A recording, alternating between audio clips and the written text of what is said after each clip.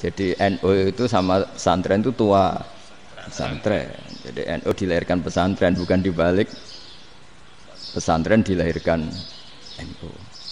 Sehingga barokahnya didirikan pesantren ini, kadang nyuwun sewu sekali berbah Hasyim itu kadang ide besar beliau itu ora dituruti wong NU. Jadi Mbah Hasyim cara kula kok dadi Mbah Hasyim ya mangkel. Mbah Hasyim itu ngarangno kentong. Nggih ngaramno beduk, tapi NU nganggo kentong. Beduk. Dan uniknya Mbah Hasyim enggak tersinggung. Karena ciri khas pesantren itu membolehkan perbedaan apa? Pendapat. Itu masyhur khilafnya Mbah Hasyim sama Mbah Fakih Mas Kumambang itu sampai dikitabkan. Saling ngeritik, saling macam-macam lah. Jadi cara berpikir Mbah Hasyim ketika Nabi rembukan, ini gimana ya cara menentukan waktu sholat ya? Ya pakai kentong ya Rasulullah, dzakalin nasara itu untuk orang Nasrani. Ya pakai buk itu trompet, dzakalil Yahud itu untuk orang Yahudi. Terus, ada yang usul lagi pakai api ya Rasulullah, dzakalil Majusi itu orang Majusi. Setelah itu ada orang datang lari-lari cerita mimpi azan tadi. Ya itu terus dipakai sarana pemanggilan sholat ya azan itu. Sehingga Mbah Hasyim menolak kentong. Karena mantas sababi qaumin fahuwa minni. Beliau keras sekali sampai bilang haram. Beliau judulnya ya haram, Al-Jasus Antakhrimin Nakus. Setelah naskah itu sampai ke Mbah Fakih Mas Kumambang di Gresik situ, di daerah Dukun situ. Dulu nggak ada WA ya, jadi sampainya ya lama. Makanya saya sampai sekarang nggak punya WA karena ya saya ulama kan, kalau WA-an terus ya jadi ulama. Nggak jadi ulama main WA-an terus itu. Lah itu termasuk rektor gak kau bermikir itu mesti kebanyakan WA. Karena kan otaknya didikte oleh sesuatu yang masuk. Sesuatu yang dilihat itu kan pasti mendikte kita. Beda kalau yang enggak WA-an kan mikir apa kita yang menentukan. Kalau WA-an kan kita ditentukan. Mau mikir anaknya butuh apa gara-gara WA informasi Jakarta mikir Jakarta. Padahal secara kewajiban ngapain kamu orang Malang mikir Jakarta? Gara-gara WA, mikir Jakarta belum selesai ada berita di Sulawesi, mikir Sulawesi, habis itu mikir NTT. Makanya semua orang sekarang merasa tokoh nasional gara-gara informasi yang masuk itu nasional.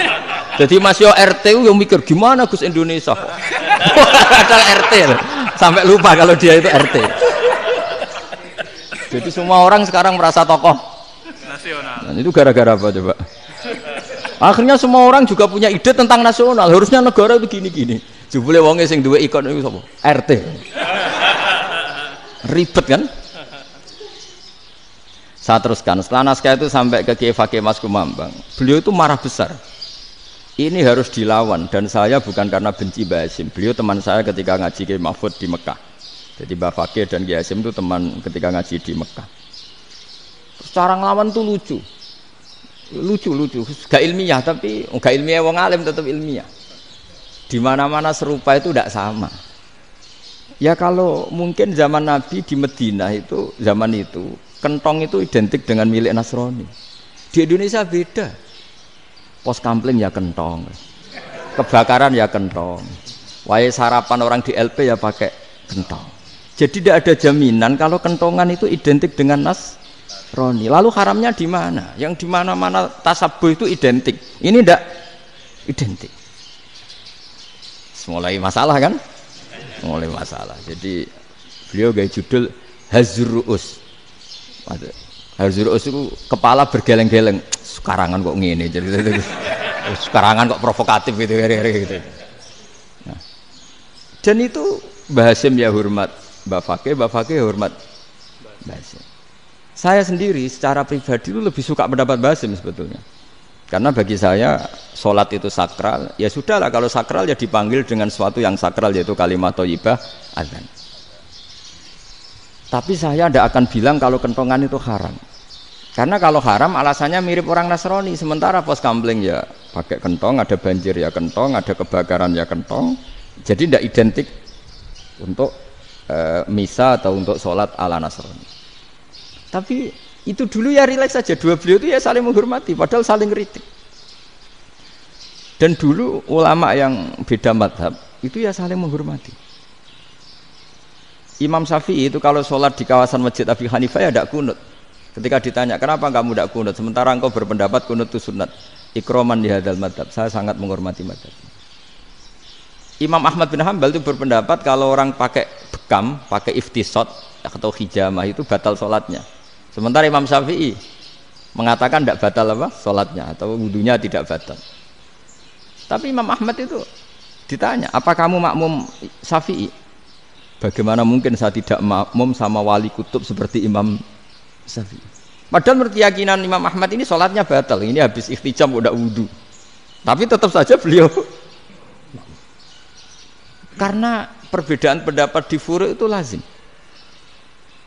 Ya orang boleh berdebat lah. Ketika Unisma datangkan saya, itu saking senengnya kiai, apa saking sombongnya sampai ngatur kiai, kan nggak pernah bisa diperdebatkan. Itu kan orang boleh debat kan?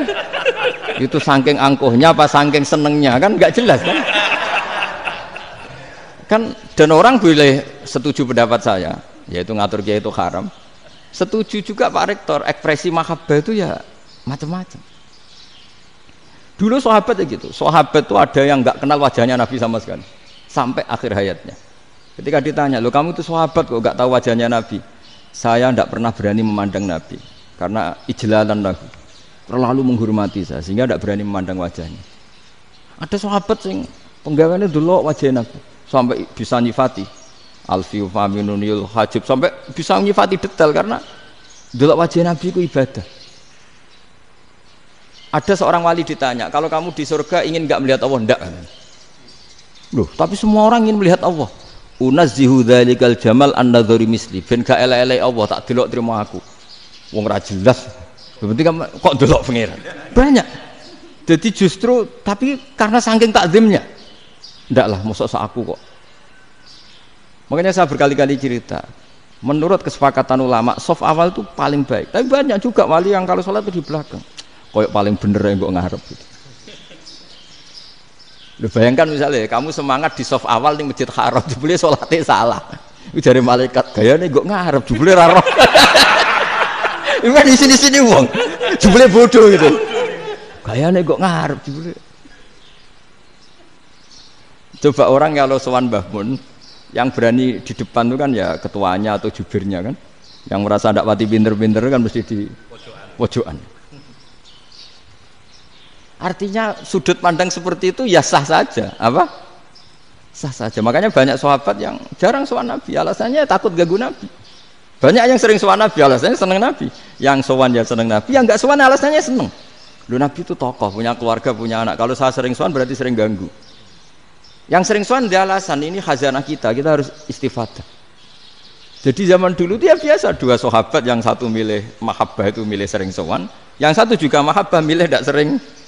Karena pertanyaannya bisa dibalik kan, sering sowan apa sering ganggu coba. Nabi Abedar, assalamualaikum. Nabi nimang cucunya, assalamualaikum. Ayo bener yang sowan apa bener yang enggak kalau seperti itu. Akhirnya terus diatur sedemikian rupa oleh Quran. Walau annahum sabaru hatta takhruja ilaihim lakana khairal lahum. Jadi sahabat kalau mau sowan Nabi ya nunggu di sufah.